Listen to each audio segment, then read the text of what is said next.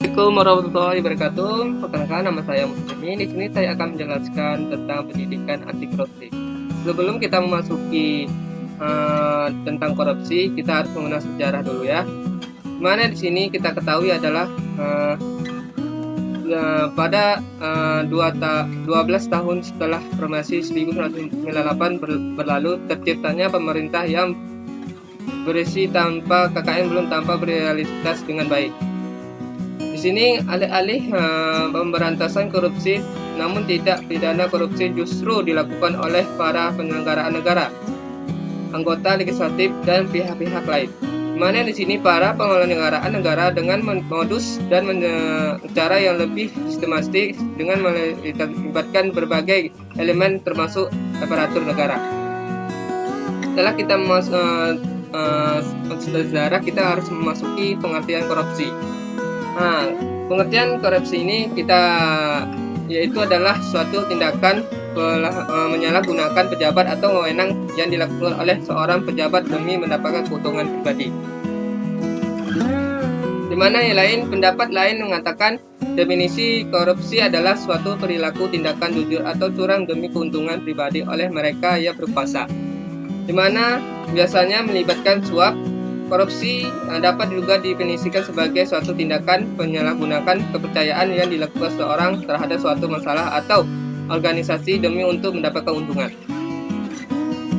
Secara etimologis, istilah korupsi berasal dari bahasa Latin, yaitu corruption atau corruptus, yang artinya suatu yang rusak, busuk, menyonyahkan, mutabalik, penyogok, atau sehingga dari asal katanya arti korupsi adalah penyalahgunaan pejabat resmi untuk mendapatkan keuntungan pribadi. Di sini ada beberapa para ahli, yaitu pertama itu Robert Whittaker.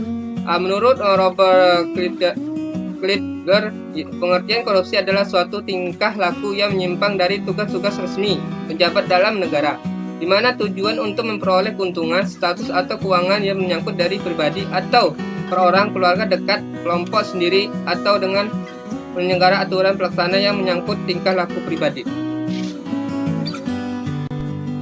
Setelah kita mengetahui tentang pengertian korupsi, di sini terdapat beberapa definisi korupsi atau disebut dengan Occam, di mana di sini ada 4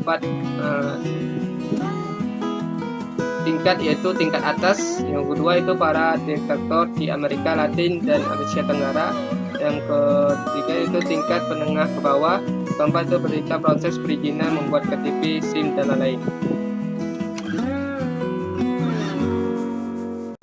Jadi itu adalah 4 akar halangan besar memberantas korupsi. Di sini ada beberapa bagian, yaitu pemberantas korupsi. Yang pertama itu opportunity atau digunakan terkait dengan sistem yang memberikan peluang terjadinya korupsi. Yang kedua itu sistem. Saat ini sistem pengawasan tak ketat, orang akan mudah manipulasi angka dan perilaku curang. Yang ketiga yaitu needs, sikap mental yang pernah merasa cukup dan selalu serat kebutuhan yang tak pernah usai. Yang terakhir yaitu exposes, berkaitan dengan hukum pada perilaku korupsi yang rendah. Faktor penyebab korupsi. Di sini ada beberapa faktor, yaitu faktor internal, di mana faktor internal itu penyebab korupsi berasal dari dalam diri sendiri, yaitu sifat dan karakter seorang yang mempengaruhi segala tindakannya. Beberapa yang termasuk di dalam faktor internal diantara adalah yang pertama itu sifat tamak. Sifat dalam diri manusia yang menginginkan suatu melebihi kebutuhan dan selalu merasa kurang. Yang kedua itu gaya hidup konsumtif, yaitu perilaku manusia yang selalu ingin memenuhi kebutuhan yang tidak berlalu penting, sehingga tidak bisa menyeimbangkan pendapat dengan pengeluaran, misalnya hedonisme. Dimana di sini yang kedua yaitu termasuk faktor internal, mana faktor internal ini itu menyebab korupsi berasal dari lingkungan sekitar dan dapat mengaruhi pemikiran dan tindakan seorang hingga melakukan korupsi. Berapa yang termasuk dalam faktor eksternal tersebut diantara yaitu faktor ekonomi, di mana faktor ekonomi adanya kebutuhan akan ekonomi yang lebih baik seringkali mempengaruhi seorang dalam bertindak. misalnya gaji yang tidak sesuai dengan beban kerja, mendorong seseorang melakukan korupsi. Yang kedua itu faktor politik. Yang mana faktor politik ini, dunia mempolitik sangat erat hubungannya dengan persaingan dalam mendapatkan kekuasaan. Berbagai upaya dilakukan untuk menduduki suatu posisi hingga timbul niat untuk melakukan tindakan koruptif. Yang ketiga itu faktor organisasi. Faktor organisasi ini diketahui dalam organisasi yang terdiri dari pengurus, anggota, perilaku tidak jujur, tidak disiplin, dan tidak ada kesadaran diri, aturan yang tidak jelas, struktur organisasi tidak jelas, dan pemimpin yang tidak tegas. Yang terakhir itu faktor hukum. Faktor hukum ini itu ada sering kali tindakan hukum terlihat tumbul ke atas tajam ke bawah. Artinya para penjabat dan orang dekatnya cenderung diperlaku istimewa di mata hukum, sedangkan masyarakat kecil diperlakukan tegas. Hal ini terjadi karena adanya praktis suap dan korupsi di lembaga hukum. Pemberantasan korupsi di Indonesia.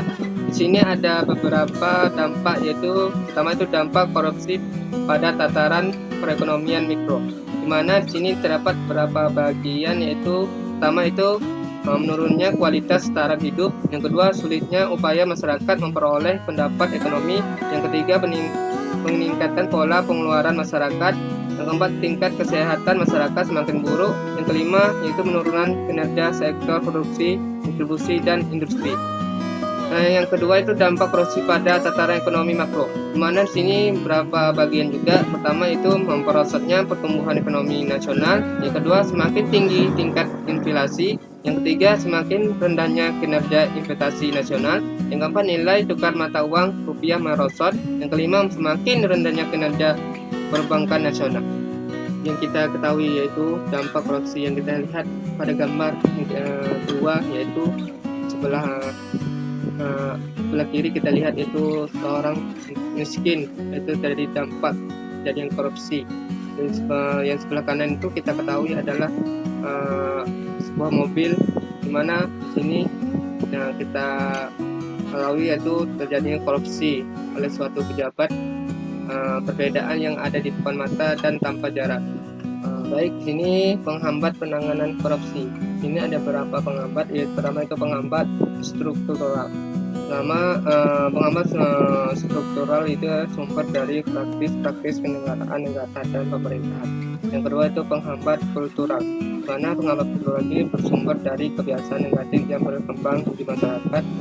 Yang ketiga itu penghambat instrumental. Penghambat instrumental ini bersumber dari kekurangnya instrumen pendukung dalam membentuk peraturan perundang-undangan.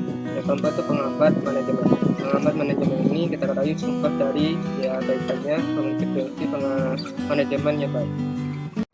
Pendidikan anti korupsi, di mana pendidikan anti korupsi ini ada dalam pemandangan Harmanto dan Suryanto 2005 materi pendidikan anti korupsi di sekolah antara lain adalah pertama itu apa yang dinamakan korupsi, yang kedua isu moral, yang ketiga korupsi dan hak asasi manusia, yang keempat itu mengurangi korupsi, yang kelima itu korupsi dan ekonomi pasif, yang keenam korupsi dan hukum, yang ketujuh korupsi dan masyarakat demokrasi.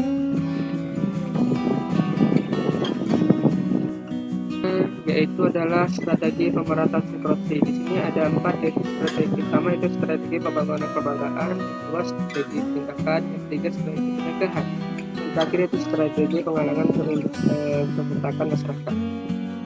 Dasar hukum tindakan pidana korupsi. Di sini beberapa undang-undang RI Republik Indonesia.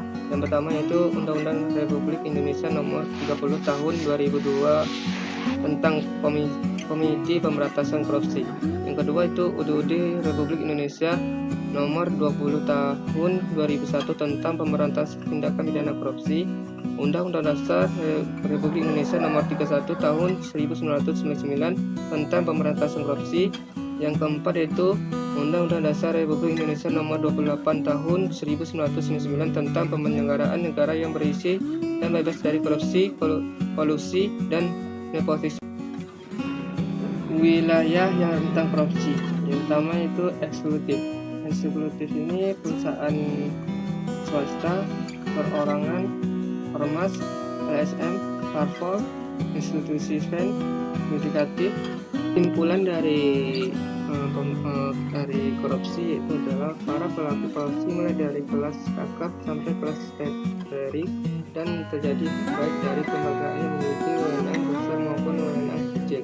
Salah satu upaya untuk memberikan pemahaman terhadap pembelajaran adalah dengan memberikan pendidikan anti korupsi yang dapat dilakukan di sekolah yang perguruan tinggi. Terdapat dua tujuan yang ingin dicapai dari pendidikan anti korupsi. Yang pertama adalah menanamkan semangat anti korupsi pada setiap anak bangsa. Yang kedua itu menyadarkan masyarakat bahwa pemberantasan korupsi bukan hanya tanggung jawab lembaga penegakan hukum, melainkan menjadi tanggung jawab setiap anak bangsa.